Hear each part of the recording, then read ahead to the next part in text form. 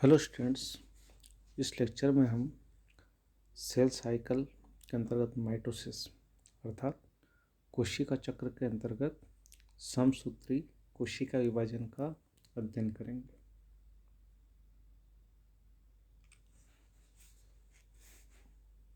कोशिकाओं का विभाजन सभी जीवों में होता रहता है और हम जानते हैं कि एक जाइगोट जो कि फर्टिलाइज एग होता है उसमें निरंतर कोशिका विभाजनों के फलस्वरूप बहुकोशिकीय जीव बनते हैं। बहुकोशिकीय जीवों में प्रतिदिन कई कोशिकाएं नष्ट होती रहती है और जिनकी जगह कोशिका विभाजन द्वारा नई कोशिकाएं बनती रहती है, जिसके कारण शरीर में कोशिकाओं की जो एवरेज संख्या होती है वो नियमित या निरंतर बनी रहती है। हम सेल साइकिल की बात करें तो एक जो इंडिविजुअल कोशिका होती है, व्यक्तिगत कोशिका होती है, उसका जो जीवन चक्र होता है उसको कोशिका चक्र या सेल साइकिल कहा जाता है। सेल साइकिल की जो स्टेज होती है उसको मेनली दो भागों में डिवाइड कर सकते हैं। एक तो इंटरफेज यानी अंतरावस्था, दूसरी एम फेज यानी कोशिका विभाजन। इंटरफेज जो होती है ये दो क्रमिक विभाजनों के बीच की वह अवधि होती है जिसमें कोशिका विभाजन के लिए कोशिका स्वयं को तैयार करती है। इसलिए इस स्टेज में या इस फेज में निर्मित अवस्था या प्रिपरेटिव फेज भी कहते हैं, इसको तीन अवस्थाओं में डिवाइड कर सकते हैं। तो जीवन फेज, एस फेज और G2 फेज। जीवन फेज होती है ये कोशिका विभाजन के तुरंत बाद तथा DNA संश्लेषण के बीच की वह अवधि है जिसमें केंद्रक कोशिका की वृद्धि का नियंत्रण करता है तथा प्रोटीन और RNA का संश्लेषण विश्लेषण होता है। ये समय कुछ घंटों से लेकर कई वर्षों तक लंबा हो सकता है और ये सबसे लंबी फेज होती है। दूसरी इंटरफेज की जो दूसरी अवस्था होती है वो है एस फेज। इस फेज में DNA का प्रतिकृतिकरण यानी रेप्लिकेशन होता है। उसके बाद G2 फेज होती है, ये एस फेज के बाद आती है तथा विभाजन के प्रारंभ होने से पूर्व की अंतराल अवधि होती है, इसलिए इसको G2 फेज कहते हैं। क्रोमोसोम की संरचना में काम आने वाले प्रोटीन का संश्लेषण तथा RNA का निर्माण इसी फेज में होता है। इसके अलावा ऊर्जा का स्टोरेज भी होता है, संग्रहण भी होता है। इसकी अवधि बहुत कम होती है। इस समय DNA की मात्रा द्विगुणित कोशिका से दुगनी यानी 4C होती है। तो हमने देखा कि ये जो जीवन फेज और G2 फेज होती है ये इंटरफेज यानी अंतरावस्था जो होती है उसकी अलग अलग फेजेस होती है। उसके बाद हम बात करते हैं सेल डिवीजन, कोशिका विभाजन की। कोशिका विभाजन क्या होता है, कितने प्रकार का होता है। कोशिका विभाजन वह प्रोसेस है जिसके अंतर्गत जनक कोशिका के गुणसूत्र संख्या में दुगने होकर इस प्रकार विभाजित होते हैं कि नवजात दो पुत्री कोशिकाओं में गुणसूत्र की जो संख्या होती है वह बराबर होती है। इसे माइटोसिस कहते हैं। तो ये माइटोसिस की डेफिनेशन है। माइटोसिस के अलावा भी दो अन्य प्रकार के डिवीजन होते हैं, जैसे एक असूत्री विभाजन यानी एमाइटोसिस और दूसरा मियोसिस यानी अर्धसूत्री विभाजन होता है। तो यहाँ हम माइटोसिस के बारे में ही अध्ययन करेंगे। तो जैसा कि डेफिनेशन के अंतर्गत दिया गया है कि इससे जो दो पुत्री कोशिकाएं बनती है उनमें गुणसूत्रों की जो संख्या होती है वो जनक के समान ही होती है। माइटोसिस की जो अवस्था होती है इसको हम सबसे पहले दो भागों में डिवाइड कर सकते हैं। एक तो कैरियोकाइनेसिस। कैरियोकाइनेसिस की जो अवस्था होती है उसमें केंद्र का विभाजन होता है, और दूसरी साइटोकाइनेसिस जिसमें कोशिका द्रव्य का विभाजन होता है। अभी जो कैरियोकाइनेसिस होती है, हम माइटोसिस की बात करें यहाँ, ये आगे फिर इंटरफेज और एम फेज दो अवस्थाओं में डिवाइड होती है। इंटरफेज जो होती है ये केंद्र के विभाजन की तैयारी की अवस्था है। अभी हमने इंटरफेज के बारे में जाना था जनरल। और माइटोसिस की जो इंटरफेज होती है उसकी हम बात करें तो माइटोसिस की इंटरफेज भी G1, S और G2 प्रवस्थाओं में डिवाइड होती है। और इसकी जो एम फेज है, एम फेज यानी जिसको विभाजनशील अवस्था बोलते हैं, ये एम फेज आगे चार भागों में या चार अवस्थाओं में डिवाइड होती है। एक तो प्रोफेज, मेटाफेज, एनाफेज और टीलोफेज। प्रोफेज यानी पूर्व अवस्था, जैसा कि यहाँ ये दिया गया है।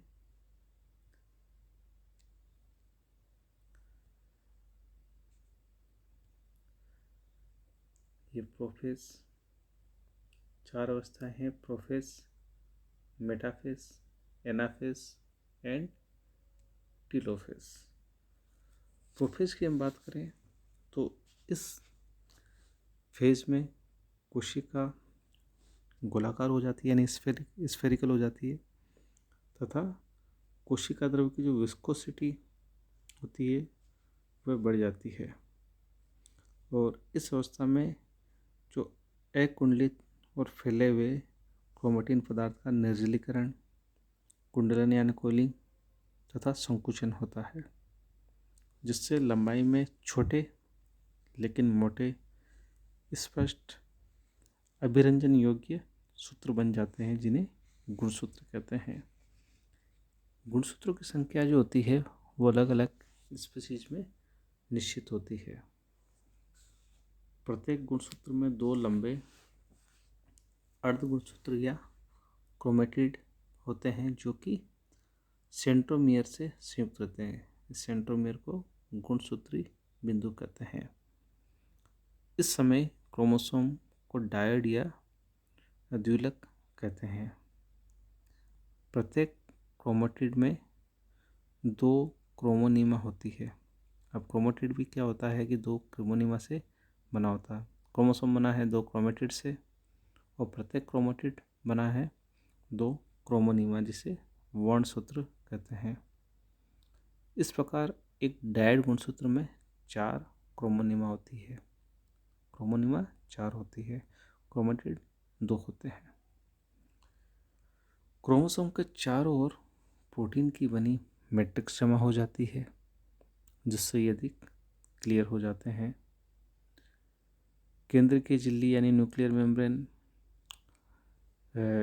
वीक हो जाती है, और न्यूक्लियोलस भी अस्पष्ट हो जाता है, और अधिकतर न्यूक्लियर मेम्ब्रेन और न्यूक्लियोलस प्रोफेज की जो लास्ट तक आते आते ये लुप्त हो जाते हैं। पहले न्यूक्लियोलस लुप्त होती है और उसके बाद न्यूक्लियर मेम्ब्रेन यानी केंद्र झिल्ली लुप्त होती है। इस स्टेज के अंत में गुणसूत्र जो मध्य रेखा होती है, जिसे इक्वेटर बोलते हैं, उसकी ओर मूवमेंट करना प्रारंभ कर देते हैं। उसके बाद नेक्स्ट फेज है वो है मेटाफेज। मेटाफेज को मध्य अवस्था बोलते हैं। मेटाफेज में क्या होता है कि न्यूक्लियोलस तथा न्यूक्लियर मटेरियल का कुछ भाग अगर कुछ बाकी बचा हुआ है तो वह भी डिसअपियर हो जाता है, लुप्त हो जाता है, जिससे साइटोप्लाज्म और न्यूक्लियोप्लाज्म यानी कोशिका द्रव्य और केंद्र द्रव्य के बीच में अब कोई अवरोध नहीं रहता, क्योंकि इन दोनों के बीच में अवरोध का कार्य करती है न्यूक्लियर मेम्ब्रेन, वही डिसअपियर हो जाएगी तो बीच में कोई बैरियर रहेगा नहीं। मेटाफेज के इनिशियल स्टेज में तरकु तंतुओं का निर्माण शुरू हो जाता है स्पिंडल फाइबर का। ये दोनों जो पोल्स होते हैं के बीच में फैल जाते हैं। क्रोमोसोम्स में और अधिक इसमें संकुचन होता है और कोलिंग हो जाती है, जिससे ये और अधिक मोटे और थोड़े साफ नज़र आने लग जाते हैं। मेटाफेज ऐसी अवस्था है जिसमें क्रोमोसोम सबसे मोटे दिखते हैं।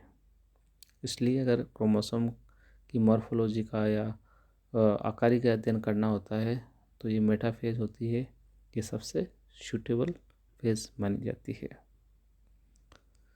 सारे गुणसूत्र कोशिका के मध्य भाग में अरेंज हो जाते हैं, जिससे इक्वेटोरियल प्लेट या मेटाफेजिक प्लेट का निर्माण हो जाता है। बीच में जब क्रोमोसोम अरेंज हो जाएंगे तो उस अवस्था को बोल देंगे इक्वेटोरियल प्लेट या मेटाफेजिक प्लेट। क्रोमोसोम के जो सेंट्रोमियर होते हैं वह स्पिंडल फाइबर से बाइंड होते हैं, संयुक्त हो जाते हैं, और मेटाफेज प्लेट का जो एरिया है उसमें होता क्या है कि ये सेंट्रोमियर ही होते हैं जो पंक्तिबद्ध हो जाते हैं, और जो गुणसूत्रों की जो आर्म्स होती है, भुजाएं, वह कोशिका द्रव्य में फैली रहती है। सेंट्रोमियर बीच में आ जाते हैं। प्रत्येक गुणसूत्र की जो क्रोमेटिड होती है उनके बीच में रिपल्सन या प्रतिकर्षण होता है, जिससे ये सेंट्रोमियर के दोनों ओर एक दूसरे से दूर होने लगते हैं क्रोमेटिड्स। हमने देखा कि प्रत्येक क्रोमोसोम 2 क्रोमेटिड का बना होता है, तो दोनों क्रोमेटिड एक दूसरे से दूर होने लगते हैं। इस कारण मेटासेंट्रिक प्रकार के गुणसूत्र वी, जे और आई आकृति के दिखाई देते हैं। मध्यावस्थी की पट्टिका में छोटे गुणसूत्र मध्य में, जबकि बड़े जो क्रोमोसोम होते हैं वो पेरिफेरल एरिया में व्यवस्थित होते हैं। उसके बाद नेक्स्ट स्टेज जो आती है वह है एनाफेज या पश्चावस्था। पश्चावस्था या एनाफेज सर्वप्रथम प्रत्येक जो डायड होता है यानी द्विलक गुणसूत्र के सेंट्रोमियर में अनुप्रस्थ विभाजन होता है, जिससे दोनों क्रोमेटिड अब पृथक हो जाते हैं और दो बिल्कुल इंडिपेंडेंट या स्वतंत्र मोनोवेलेंट गुणसूत्र बन जाते हैं। जो प्रत्येक गुणसूत्र 2 क्रोमेटिड का बना है तो दोनों क्रोमेटिड अलग अलग हो जाएंगे, जिसे मोनोवेलेंट गुणसूत्र बन जाएगा। प्रत्येक में खुद की सेंट्रोमियर होती है। अब गुणसूत्र बिंदु जो होता है वो तरकु तंतुओं के सहारे जो अपोजिट पोल्स होते हैं उनकी ओर मूवमेंट करते हैं, और साथ में क्रोमेटिड जो कि अब गुणसूत्र कहलाएंगे उनको भी अपोजिट पोल्स की ओर ट्रैक करते हैं या घसीटते हैं। गुणसूत्रों के मेटाफेजिक प्लेट से ध्रुवों की ओर जो गति होती है उसको एनाफेजिक मूवमेंट कहते हैं। इस समय द्विगुणित यानी 2n कोशिका में गुणसूत्रों की संख्या चतुर्गुणित दिखाई देती है। लास्ट की जो स्टेज है वो है टीलोफेज या अंत्यावस्था। टीलोफेज के दौरान क्या होता है कि केंद्रक में इंटरफेज की जो स्थिति होती है वो वापस प्राप्त होने लग जाती है और उसी के अकॉर्डिंग इसमें चेंजेस होते हैं। तो हम ये मान सकते हैं कि जो टीलोफेज होती है वो प्रोफेज की ही एक ऑपोजिट, इसकी जो स्टेज होती है वो प्रोफेज के अपोजिट होती है। इस क्रिया के प्रारंभ में पुत्री गुणसूत्र दोनों ध्रुवों पर पहुंच चुके होते हैं और जो स्पिंडल फाइबर की जेल अवस्था सोल अवस्था में परिवर्तित हो जाती है, जिससे तंतु जो होते हैं वो डिसअपियर हो जाते हैं। दोनों पोल्स पर क्रोमोसोम के चारों ओर नई न्यूक्लियर मेम्ब्रेन का निर्माण हो जाता है। एक गुणसूत्र युग्म के प्राथमिक संकीर्णन या प्राइमरी न्यूक्लियोलर ऑर्गेनाइजर में केंद्रक यानी न्यूक्लियोलस पुनः एपियर हो जाती है। गुणसूत्रों के जो कोलिंग होती है वापस खुल जाती है, जिससे कि ये वापस सूक्ष्म हो जाते हैं। ये बारीक रेशियो के समान स्पष्ट हो जाते हैं और लास्ट में क्रोमेटिन जाल में चेंज हो जाते हैं और इस स्थिति में इनका एसिटोकार्मिन से अभिरंजन नहीं होता। इस प्रकार टीलोफेज में दो पुत्री केंद्रक बन जाते हैं जिनमें गुणसूत्रों की संख्या जनक केंद्रक के बराबर होती है। माइटोसिस के चारों फेजेस की जो अवधि होती है वो अलग अलग स्पीसीज में अलग अलग कोशिकाओं और परिस्थितियों में अलग अलग होती है और इनमें प्रोफेज अवस्था होती है वो सबसे लंबी होती है। उसके बाद जो कैरियोकाइनेसिस होता है, उसके बाद में जो नेक्स्ट आती है फेज वो होती है साइटोकाइनेसिस यानी कोशिका द्रव्य का विभाजन। कैरियोकाइनेसिस के बाद में ये कोशिका द्रव्य का विभाजन होता है और उसे साइटोकाइनेसिस कहते हैं। जंतु कोशिका में ये क्रिया क्लीवेज या फरो द्वारा, जबकि प्लांट सेल्स में सेल प्लेट मेथड से होती है। इस डायग्राम में हम माइटोसिस की अलग अलग स्टेज को देख सकते हैं। ये इंटरफेज है, इसमें क्रोमोसोम को हम देख रहे हैं कि जाल के अकॉर्डिंग ये है, जाल के जैसे दिख रहे हैं। प्रोफेज में न्यूक्लियर मेम्ब्रेन डिसअपियर हो जाती है और क्रोमोसोम्स थोड़ा सांद्रित और कुंडलित होने शुरू हो जाते हैं। मेटाफेज में ये मेटाफ्लेजिक प्लेट में अरेंज हो जाते हैं। एनाफेज में ये क्रोमेटिड दोनों एक दूसरे से दूर होना शुरू होते हैं। टीलोफेज में ये विपरीत ध्रुव पे पहुंच जाते हैं और साइटोकाइनेसिस में कोशिका द्रव्य का विभाजन होता है, जिससे दो पुत्री कोशिकाएं बन जाती है। नेक्स्ट हम बात करते हैं सिग्निफिकेंस ऑफ माइटोसिस की, कि माइटोसिस या समसूत्री विभाजन का महत्व क्या है। तो पहला है ग्रोथ। सजीवों में ग्रोथ के लिए कोशिका विभाजन जरूरी होता है। दूसरा क्वांटिटेटिव एंड क्वालिटेटिव यूनिफॉर्मिटी, कि माइटोसिस के द्वारा दो ऐसी सेल्स का निर्माण होता है जो मात्रात्मक और गुणात्मक रूप से आपस में समान होती है तथा जनक कोशिका के भी समान होती है। फिर डेवलपमेंट में भी इनका महत्व है कि जीवों का निर्माण जाइगोट से होता है और जाइगोट से संपूर्ण जीव का जो परिवर्तन होता है माइटोसिस पर डिपेंड होता है। फिर surface volume ratio of cells, की सूत्री विभाजन द्वारा कोशिका जो उपयुक्त सतह आयतन अनुपात होती है उसे प्राप्त कर लेती है। Equal distribution of chromosomes, mitosis द्वारा निर्मित दो डॉटर सेल्स में केंद्रकों में गुणसूत्रों की संख्या जनक कोशिका के बराबर होती है। इससे क्या होता है कि जो भावी पीढ़ी की कोशिकाएं गुणसूत्रों की संख्या और लक्षणों में जनक कोशिका के समान ही होती रहती है। न्यूक्लियोसाइटोप्लाज्मिक रेशियो, कोशिका द्रव्य और केंद्र की मात्रा में कुछ संबंध होता है और एक्सपेरिमेंट द्वारा ये प्रदर्शित किया गया है कि अगर साइटोप्लाज्म की मात्रा सामान्य से बहुत अधिक या बहुत कम हो तो केंद्र का विभाजन नहीं होता है। पुत्री कोशिकाओं में केंद्र की पदार्थ एवं कोशिका द्रव्य की मात्रा का अनुपात जो प्रौढ़ कोशिका होती है उनमें अधिक होता है।